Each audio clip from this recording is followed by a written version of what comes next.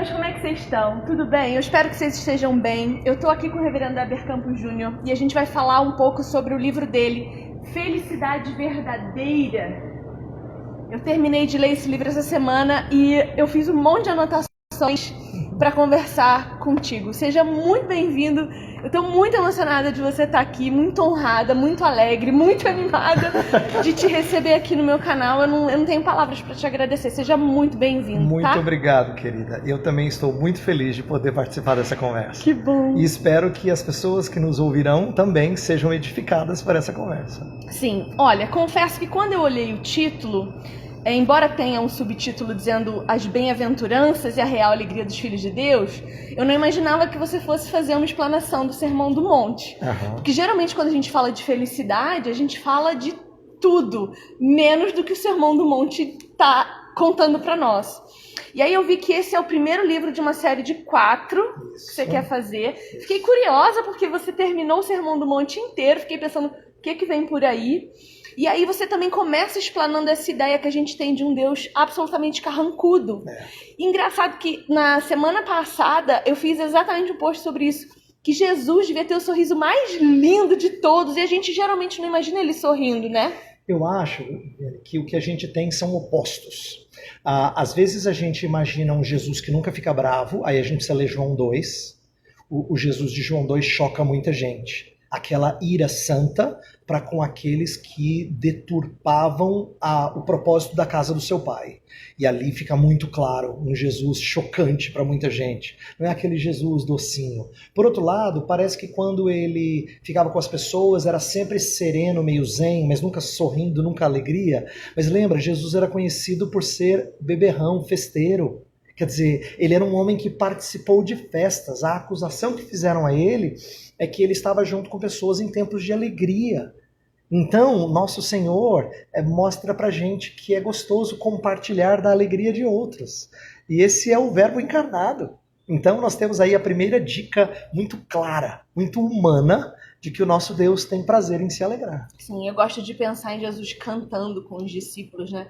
É um trechinho tão curtinho que aparece nas escrituras e a gente às vezes não presta atenção, mas ele entoou cânticos depois da ceia, né? Ali com os seus discípulos. E Tiago deixa claro que isso é motivo de alegria. Está alguém alegre? Cante louvores. Canto normalmente, não é só, mas normalmente está associado a tempo de alegria. Então, se nosso Salvador cantou um hino, é porque ele está celebrando o seu Deus em alegria, né? É verdade, isso é belíssimo. Bom, você também vai dizer no livro que as bem-aventuranças são como um complexo integrado, assim como o fruto do Espírito. Então, assim, as bem-aventuranças elas não são como um dom, mas elas são dadas a nós como um conjunto de características, se assim posso dizer, que compõem o nosso caráter. Porque a gente não pode dizer assim, eu tenho dificuldade com humildade, mas eu acho que pacificador eu sou. Não dá para você ser pacificador se você não for empobrecido de espírito. Em outras palavras, Viviane tem que ser primeiro impactada com a sua bancarrota espiritual.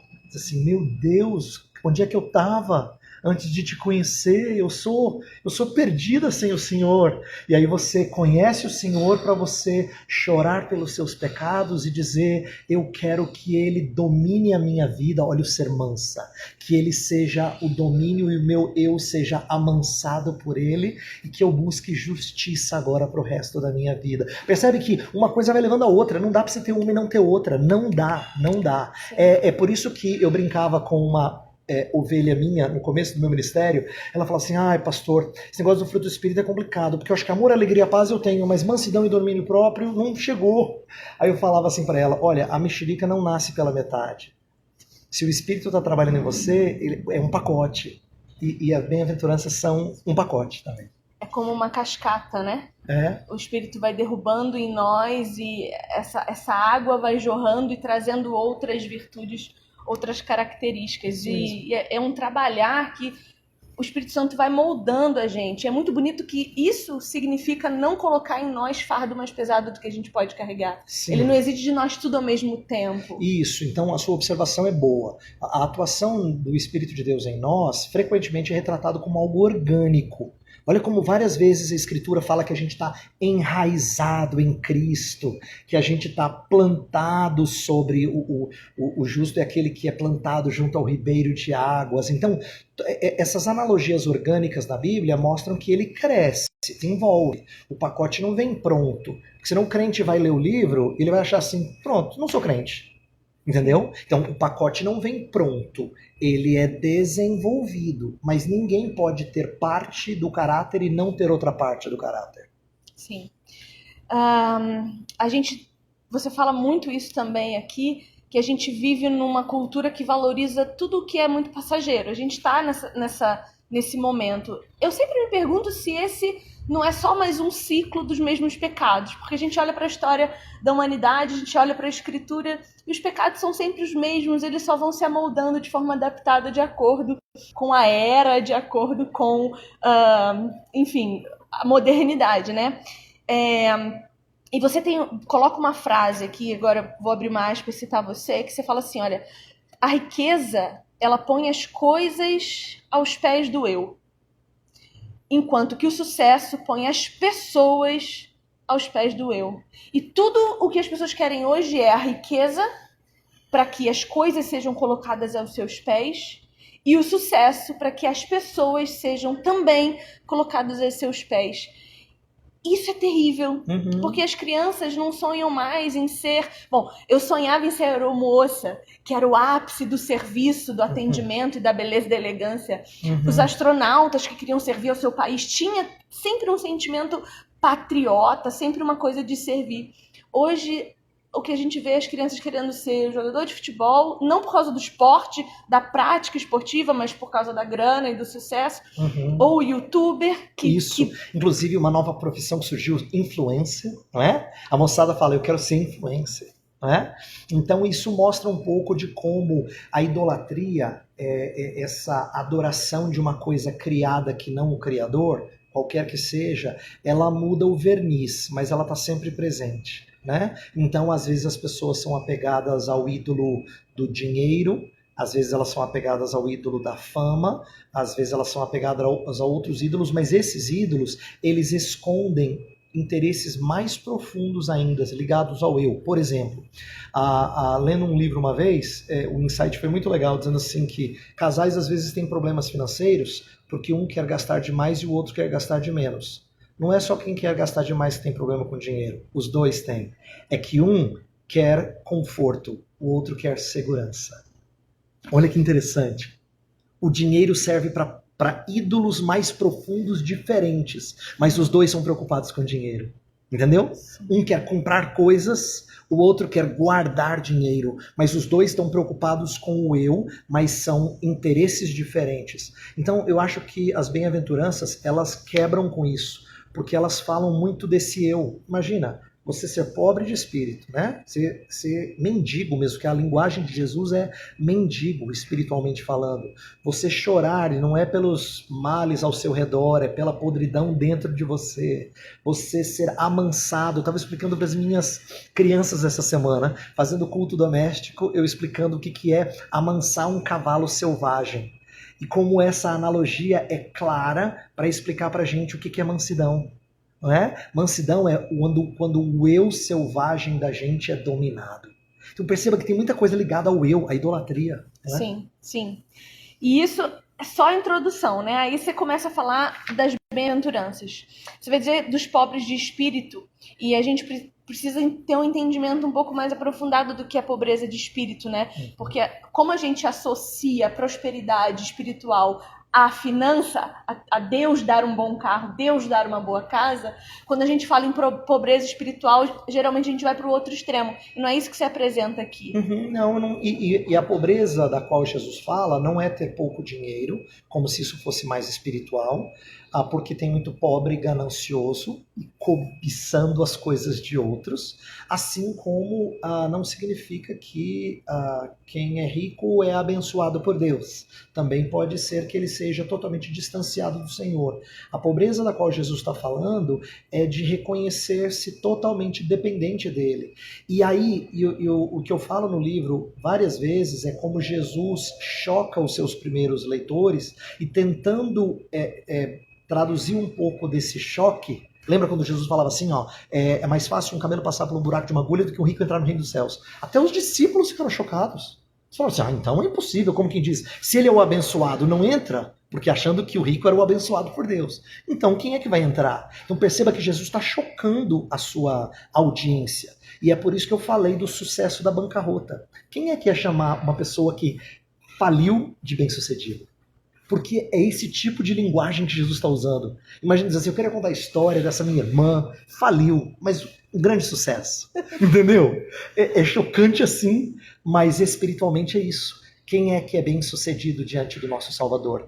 É a pessoa que reconheceu a sua falência. Sim. E acho que uma das primeiras coisas que Jesus pede para alguém que recém se converte, pelos testemunhos que eu vejo, é o dinheiro. Você me dá? Você vive sem isso daí? Não é? Casamentos são restaurados quando a equação tira o dinheiro da conta, né? Isso é belíssimo, belíssimo, belíssimo. Você vai dizer que é o Espírito Santo que vai produzir essa pobreza à medida que a gente responde de forma coerente às Escrituras. Eu vivo falando com as minhas meninas, com o pessoal, que ler a Bíblia não pode ser um cronograma sistematizado em que eu só leio e não absorvo, e não medito, e não penso, porque conforme eu leio e pratico aquilo que li, é que o Espírito Santo tem recursos de poder em mim, para me transformar, para transformar meu coração. Então, eu preciso disso, eu preciso desse conhecimento escriturístico para que o Espírito Santo possa me gerar essa pobreza espiritual, que vai gerar humildade, que vai gerar todo o resto, né? E esse conhecimento escriturístico que você está falando, você tocou num ponto que me lembrou de sabedoria dos nossos antepassados. Um dos puritanos famosos, chamado Richard Baxter, algumas pessoas conhecem, já leram Baxter, ele dizia que tem pessoas que têm problemas de bulimia e outros de anorexia.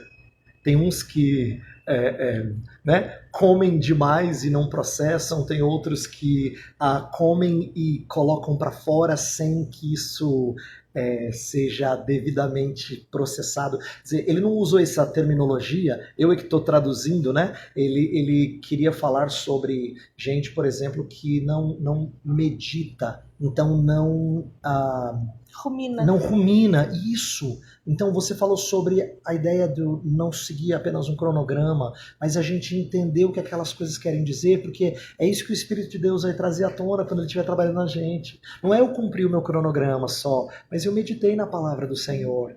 Isso é importante. Eu costumo dizer que o Espírito Santo traz à memória aquilo que dá esperança, nos lembrando do que a gente leu na Bíblia, nas circunstâncias em que a gente está, para nos ajudar a superá-las. Bom, aí você começa a falar então dos que choram por terem ofendido a Deus. A gente tem essa ideia de que chorar é chorar de tristeza, ou associa esse texto ao chorar com os que choram, e não necessariamente tem a ver com isso. Essa tristeza, ela está ligada à percepção do pecado. E aí você vai chamar essa tristeza, esse choro, de estilo de vida. É um viver chorando. E na mesma hora que eu li isso aqui, eu comecei a me lembrar que teve uma época que eu comecei a pedir a Deus para amar a igreja. Porque a gente não quer amar ninguém. A gente tem essa dificuldade, a gente não quer amar as pessoas, a gente não quer amar a igreja, a gente não quer nada. E eu comecei a pedir insistentemente a Deus isso. Senhor, me ajuda a amar a tua igreja, porque é um povinho difícil. E eu preciso amar essa gente, eu preciso amar o que o Senhor ama, porque senão eu não vou entender o seu amor, eu não vou conseguir amar as pessoas de forma saudável. E eu comecei a sofrer pelos pecados das pessoas. Eu comecei a chorar prantos quando eu vi os meus irmãos pecando. Como que essas pessoas não entendem teu amor? Eu comecei a sofrer por causa disso. Aí eu parei de orar. Eu falei, não posso. Mas é mais ou menos isso, né? Então, olha, Salmo 119, eu aprendi esse verso quando eu era jovem e ele me marcou. Ele fala assim, o Salmo 119, verso 136, fala: torrentes de águas brotam dos meus olhos, porque os homens não cumprem a tua lei. Quer dizer, ele chorava porque a palavra de Deus estava no coração dele e os homens ao redor dele não cumpriam a lei de Deus. Então existe um choro pelo pecado alheio, inclusive do povo de Deus. Mas a minha ênfase foi falar primeiro do nosso, senão a gente cai no farisaísmo. Porque Jesus vai, inclusive, atacar pessoas que faziam orações em público, lembra? Que se colocavam muitas vezes como os mais piedosos. E eu não creio que o mais piedoso é aquele que fala só das suas realizações. É daquele que parece muito arrependido. A gente precisa lembrar disso. Aquele que parece muito arrependido. Por exemplo, por que Jesus Cristo é odiado pelos fariseus? É porque não é o que ele mostra fora que é feio, é como ele escancara o que está dentro. Eles eram como sepulcros caiados, branco por fora, cheio de podridão por dentro. Mas ele dizia assim, por que vocês estão arrazoando tal coisa no coração? Ele escancarava a feiura. Então, por que eu falei de chorar primeiro pelos nossos pecados e o estilo de vida? Porque arrependimento é a gente reconhecer a nossa imperfeição constante diante da santidade de Deus. E Lutero escreveu na primeira das 95 teses, ser cristão é ter arrependimento como estilo de vida. É a primeira das 95 teses. Muito legal isso. Quer dizer, para Lutero, penitência não é só você ir lá e cumprir promessa, pagar promessa, como a gente fala no popular, no catolicismo popular brasileiro. É você reconhecer os seus pecados diante do Santo Deus constantemente. Sim. Eu posso estar muito enganada, eu não tenho muita experiência ainda com igreja, né? Mas eu imagino que hoje seja muito mais duro o nosso coração para o arrependimento, porque a gente tem muito mais vergonha de confessar os nossos pecados do que acessibilidade a quem sente para ouvir. Eu me envergonho porque eu não tenho para quem contar também. Uhum. Eu me envergonho porque se eu falar pro meu pastor, ele vai dizer para mim que é falta de fé, que eu tenho que tomar vergonha na minha cara. Ele não vai aí sim chorar comigo e falar, não, esse seu pecado, ele tem jeito, ele tem perdão. Sim. A gente não fala mais do perdão de Deus, a gente fala do perdão das pessoas. Eu não posso falar porque ele não vai me perdoar.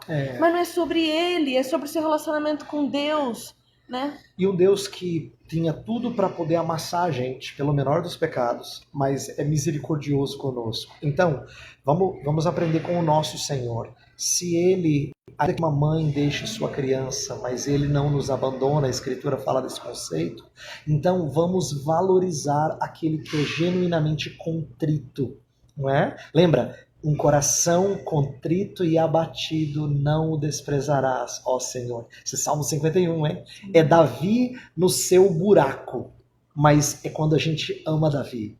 Porque Davi ali rasga o seu coração e fala, Senhor, compadece-te de mim. Olha que lindo. É Davi mostrando pra gente como se arrepender. Esses dias eu estava falando para irmãos, eu fiz uma aula sobre Salmo 51, numa igreja que eu fui convidado, e eu falei assim, gente, você imagina o impacto que é o rei escrever um salmo sobre o seu pecado horrendo e dando para todo mundo cantar? Todo mundo cantar. Ele entrou no inário. Você imagina sua experiência, a experiência mais feia da sua vida, sendo colocada em música para ser cantado pelo povo de Israel? Por quê? Por que Deus faz isso com o homem? Porque Deus quer modelos de arrependimento. Entendeu? Exatamente. Deixa eu conferir se a nossa live tá tudo bem, se o áudio tá bom. Pera lá. Tá tudo bem, né? Tá, estão ouvindo a gente bem. Legal. Feliz. Vamos lá, então, continuar. O choro dos bem-aventurados nem sempre é pelos seus próprios pecados, mas pelo dos outros. E o choro vem da aproximação com a santidade de Deus, que expõe nossa sujeira. Aí você vai dizer, uma coisa muito bonita que você vai falar é da luz, né? Que geralmente as pessoas se aborrecem com os cristãos, porque os cristãos eles vão virar um holofote para cima da sujeira. Mas o que o cristão precisa entender é que quando ele coloca um holofote na sujeira, é para ajudar a limpar. Eu acho que a gente não tá mais se... Eu não sei se a gente não tá, ou eu não sei até que ponto isso é uma demagogiazinha para dizer que a gente é mal, mas a gente não tá mais disposto assim, não é para ser juiz, é para ser pastor. O pastor precisa conduzir a ovelha a reconhecer sua tolice.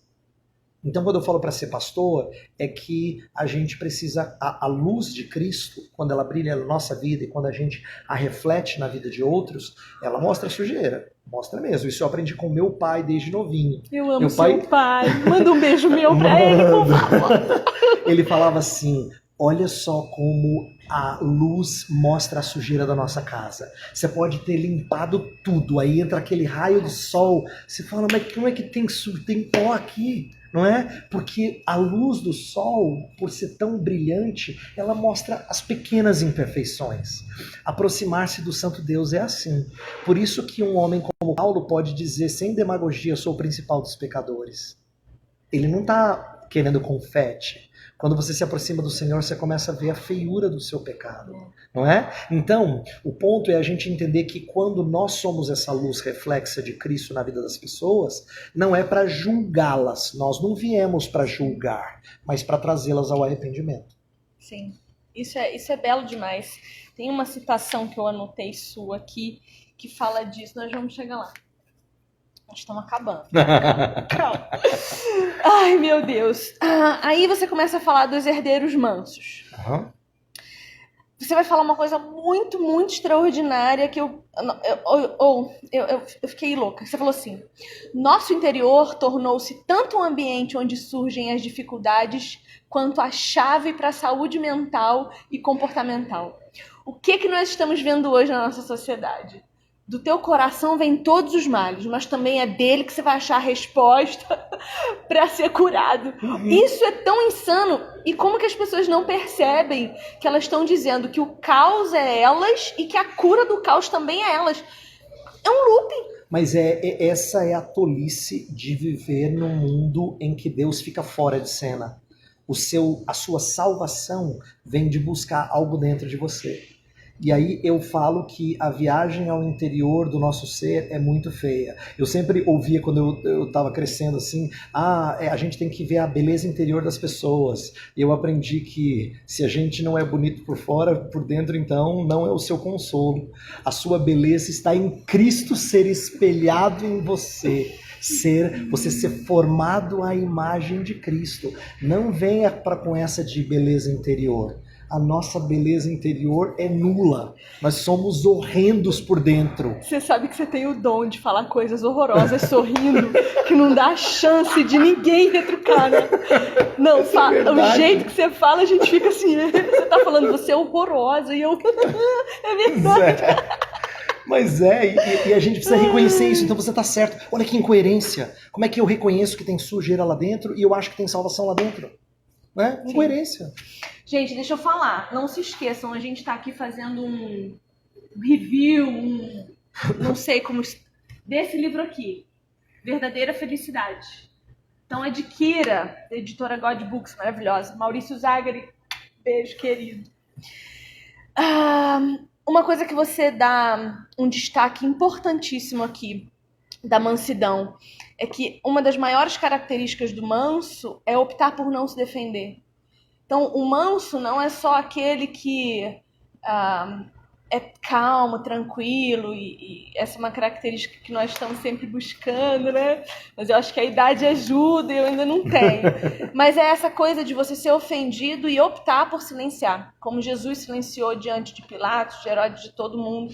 Ele tinha todo o poder para descer da cruz e ele optou, ele decidiu não fazer, porque ele era manso, ele tinha um propósito, né? A nossa mansidão também precisa ter um objetivo, porque senão a gente não consegue manifestar. Tem uma boa ilustração que às vezes as pessoas perdem de vista, que é a história de Moisés. Números, capítulo 12, fala que Moisés era o homem mais manso da terra. E o contexto é de uma irmã invejosa que queria ter contato com Deus como seu irmão, e Deus então a castiga com lepra. E ao invés de ele falar bem peito, né, por você ser invejosa, nada disso. Ele intercede ao Senhor por ela. Quer dizer, ele quer mostrar benevolência para com ela, porque não tem a ver com ele.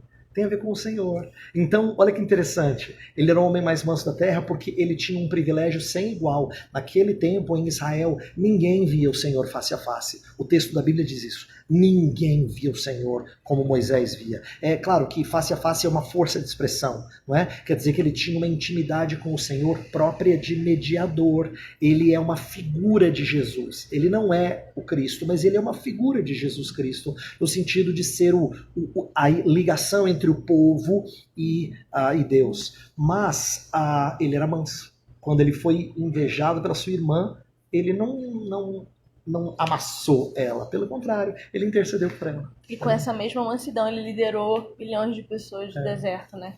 Belo, belo, belo.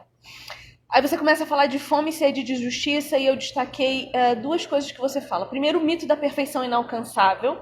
E aí eu fiquei assim, ok, eu já falei isso, que perfeito ninguém vai ser, só Jesus. Mas que é uma perfeição que a gente não pode rejeitar como absolutamente impossível. O alvo é alcançar a perfeição de santidade como Cristo Jesus. E a gente tem esse hábito de falar, não, perfeito, só Cristo. E aí, pensando bem, é para justificar as coisas que nós estamos fazendo por trás, Inclusive, né? a gente usa uma frase popular errada. Errar é humano. Errado. Errar é pecaminoso. Por quê? Ela falou rindo, o sorrisinho. Porque um dia nós seremos plenamente humanos e sem errar moralmente. Um dia você vai ser perfeita, minha amiga. Eu também. Entendeu? E nós seremos humanos. Então não é verdade que errar é humano. Errar é próprio dessa vida no mundo quebrado. Isso é verdade. Errar é próprio desse mundo quebrado. Aí eu concordo. Errar é próprio de pecador. Aí eu concordo. Mas não é verdade que errar é algo que todo ser humano tem que ser sempre. Um dia nós seremos perfeitos. Então, lembra Paulo? Deixando todas as coisas para trás e avançando para as que diante de mim estão, prossigo para o alvo. Qual é o alvo? É a perfeição. Porque ele fala, eu não julgo tê-la alcançado, mas eu prossigo. Olha o alvo dele, ele tá focado. Uma coisa fácil, ele diz. Uma coisa fácil. Deixando as coisas que para trás ficam. E avançando para diante de mim estão. Prossigo para o alvo. Então, perfeição não tem que ser algo assim que eu digo, nem dá, né? Pelo contrário, é assim, Senhor, quanto mais perto de ti, mais perto eu quero estar. Eu não posso dizer, Deus, tá bom, Deus, não precisa mais não, estou satisfeito, viu? Não é assim.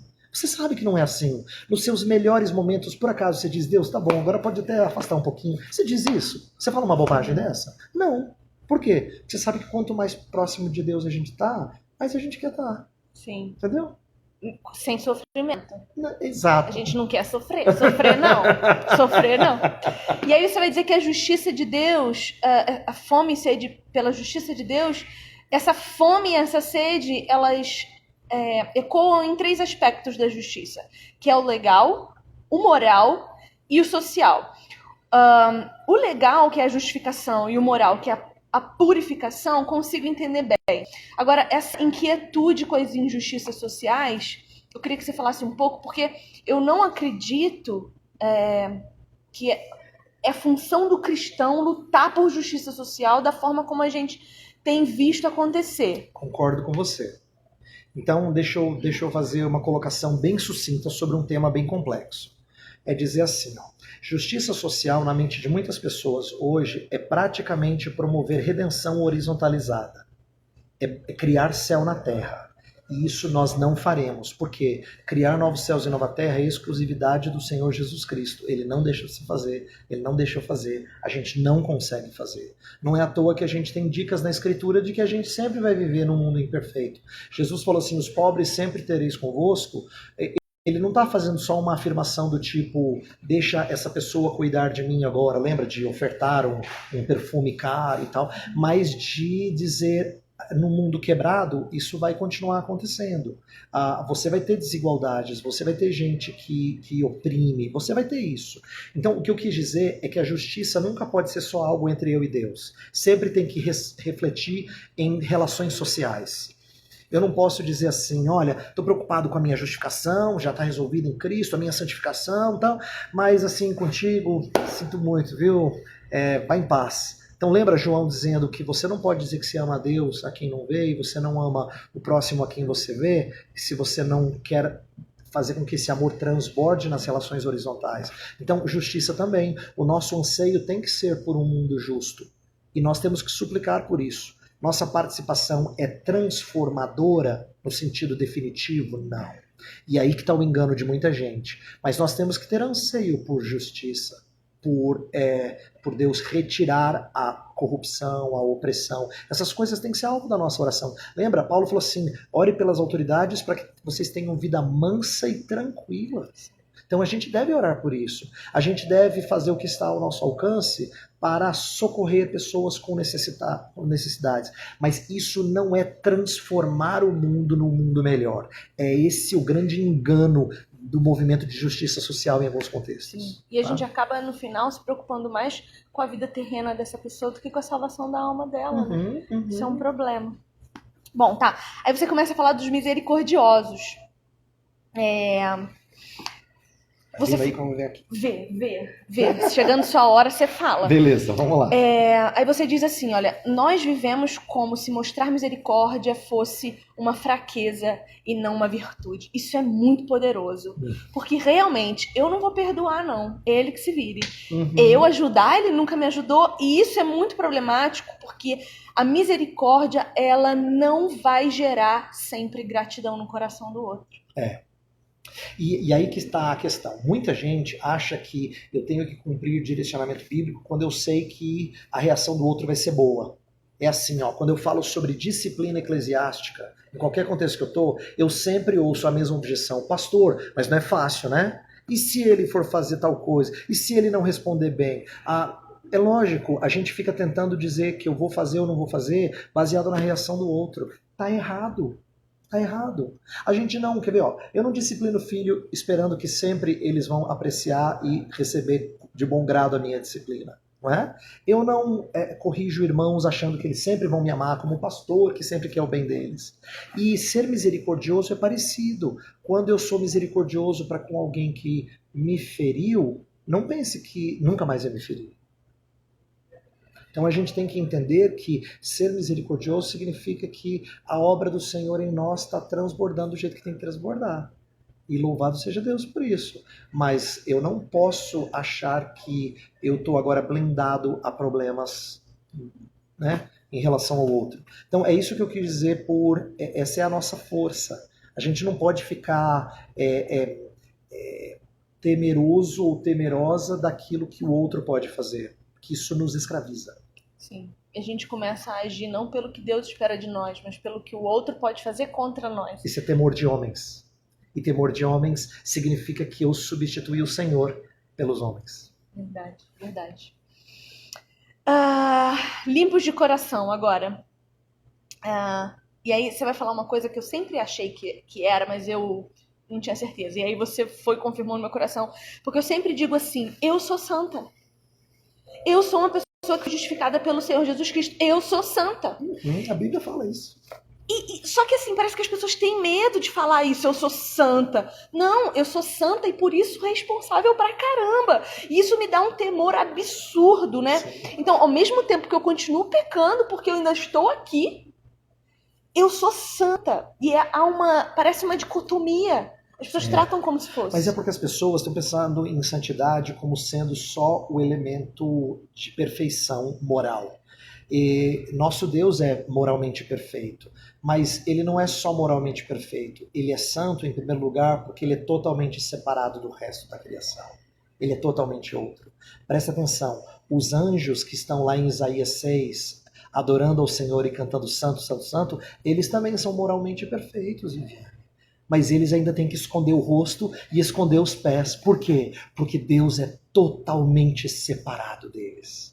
É isso que a gente chama isso em teologia de a santidade majestosa de Deus. Ele é totalmente outro. Nesse sentido, claro que não no grau da divindade do nosso Deus, é óbvio, mas nós somos separados também.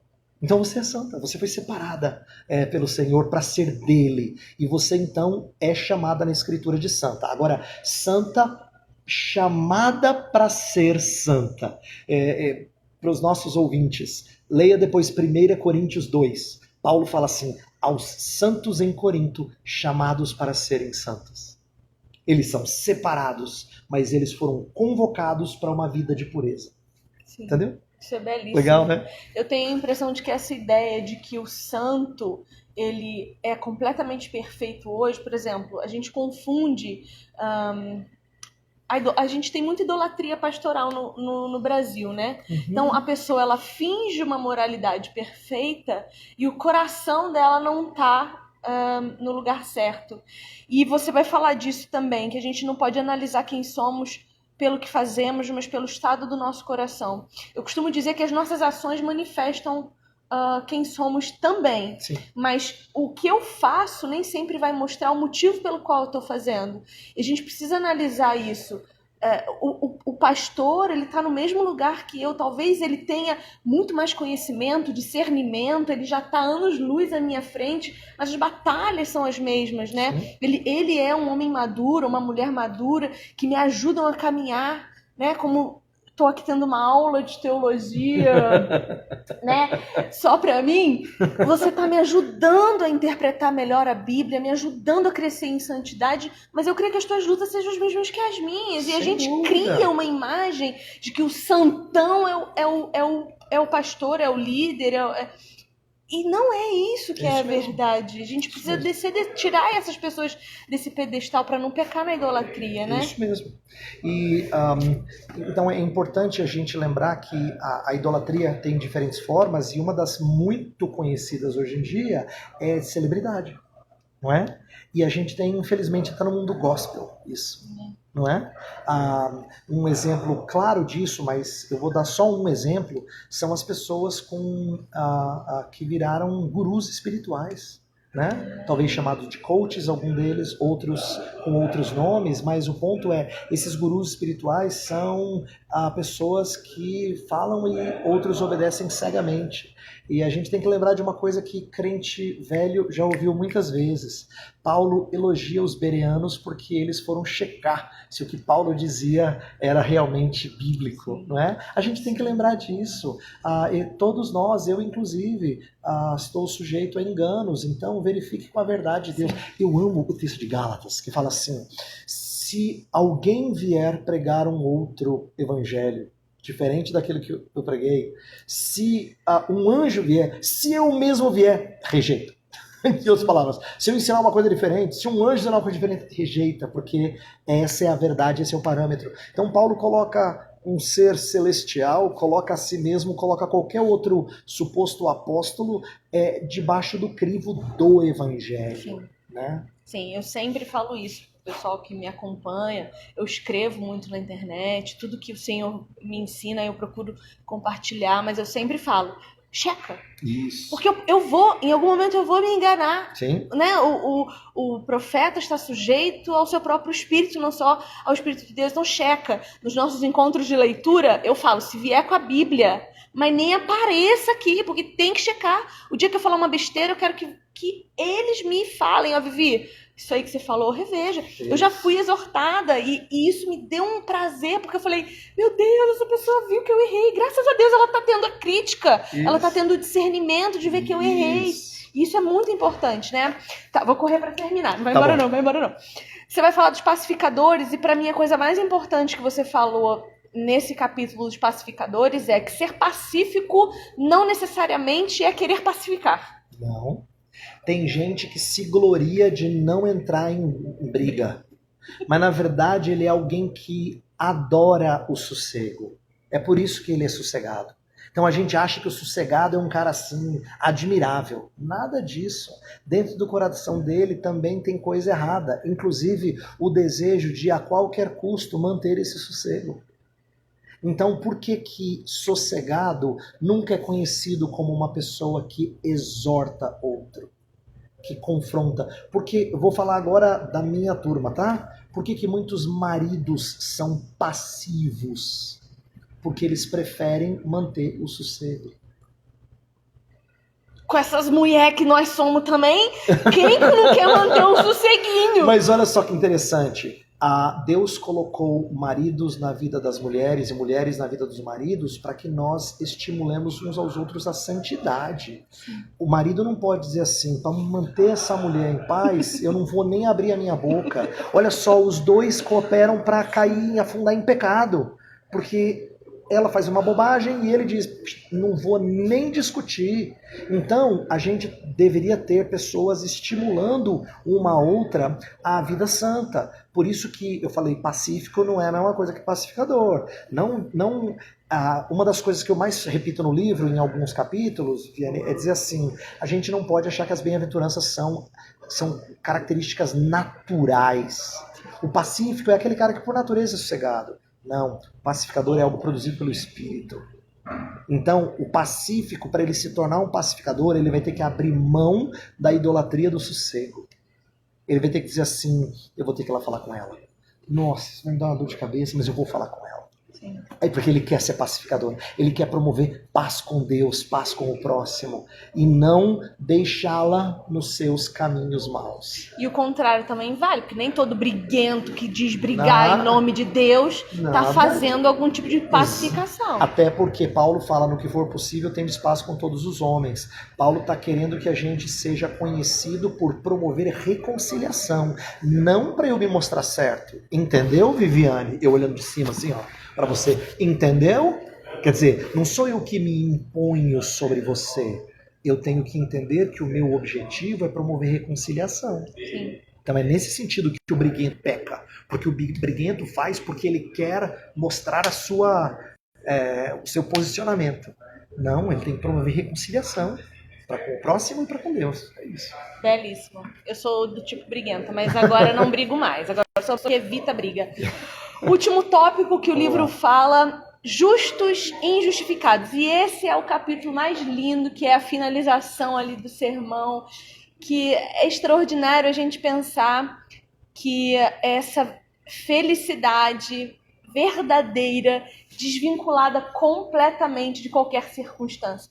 É claro que eu tô muito feliz de estar aqui com você, eu tô grata, eu tô muito feliz. Mas quando eu encontrar com meu marido, quando ele vier me buscar, eu vou estar feliz também. Sem dúvida. Né? Hoje à noite eu vou lá, eu vou estar a semana inteira lá, perturbando vocês. Eu vou estar muito feliz lá também. E pode ser que algo aconteça no meio do caminho e essa felicidade vai continuar. Porque a minha felicidade é em saber que Deus me vê, que é independente das minhas circunstâncias. Eu posso estar com saúde ou sem saúde. O pessoal sabe, esses tempos aí eu fiquei intolerante a glúten, alérgica à lactose, e agora eu acho que eu não posso mais comer nem ovo, ou seja, minha vida está triste gastronomicamente. Mas eu tô feliz porque Deus está cuidando de mim, seja lá o que for, né? E é assim que você finaliza, e eu vou te citar a última vez aqui para você poder encerrar sua fala e eu te deixar em paz, senão eu não deixo nunca. Você fala duas coisas extraordinárias. A perseguição é uma evidência externa da nossa fé. E aí eu fiquei assim, Senhor, manda me perseguir, porque uma das minhas orações é que um dia alguém bote uma espada no meu pescoço e eu tenha coragem de falar, regaça que eu não vou negar meu Jesus. Peço a Deus isso. E você termina falando algo que me emocionou demais. Você fala assim, o sal que nós somos chamados a ser deve arder na ferida. E a luz, que nós somos também chamados a ser, deve incomodar os olhos de quem vive nas trevas. Isso mesmo. Isso é lindo. Então, vamos lá. Eu vou fazer uma breve correção à sua oração. Mas você vai entender que ela contém elementos verdadeiros. Você não precisa pedir por perseguição. Você deve pedir por fidelidade. Eu te garanto, perseguição virá. Tá? Então é assim. Por que eu digo isso? Porque a Escritura nunca fala pra gente pedir isso. Pelo contrário, o salmista fala, Senhor, me protege do meu inimigo. Ele ora para que Deus seja o seu protetor. Só que Paulo vai dizer que todo aquele que quiser viver piedosamente será perseguido. Ele fala isso para Timóteo. Porque ele sabe que viver no mundo em que as pessoas têm animosidade para com Deus é uma questão de tempo. Se você mostrar a verdade de Deus do jeito que Deus a mostra, ela vai revelar a feiura dos outros. E ninguém gosta de ter a sua feiura exposta. Ninguém gosta. Então, assim, em níveis diferentes, perseguição acontece. Em alguns momentos, ela será mais intensa. Dependendo do grau com o qual as pessoas forem confrontadas no seu erro e Deus não mais segurar o freio da maldade delas, você vai ver o nosso Brasil repleto de gente querendo caçar você e eu. Tá? E todo aquele que anda pelo nome de Cristo. Agora, a gente não precisa orar por isso, a gente tem que pedir ao Senhor, dá-me fidelidade, mesmo nesse momento. O Senhor Deus é honrado não pela perseguição em si, mas pela fidelidade em meio à perseguição. Ela virá, Em maior ou menor grau ela virá. E quando ela não vem, é sempre válido a gente questionar se nós estamos sendo o sal que arde na ferida e a luz que incomoda quem vive nas trevas. Em outras palavras, se você tem um casal de amigos descrentes que vem almoçar na sua casa, jantar na sua casa, e a conversa no final terminou assim muito agradável, e eles saíram super felizes, se não saíram com uma pulga atrás da orelha, talvez você deve se perguntar, poxa, será que eu não estou aproveitando a oportunidade para dizer assim, vocês precisam conhecer o Cristo que me alcançou? Sim. Entendeu? É isso que eu quero estimular os nossos ouvintes, as nossas ouvintes a entender. É assim, se eu tenho amizades com pessoas que são de fora da igreja, eu quero que elas ouçam de Cristo, mesmo que elas se incomodem. Eu quero falar de Cristo para elas. E para falar de Cristo não é só falar das coisas boas de Cristo, são as coisas feias em nós que Cristo revela.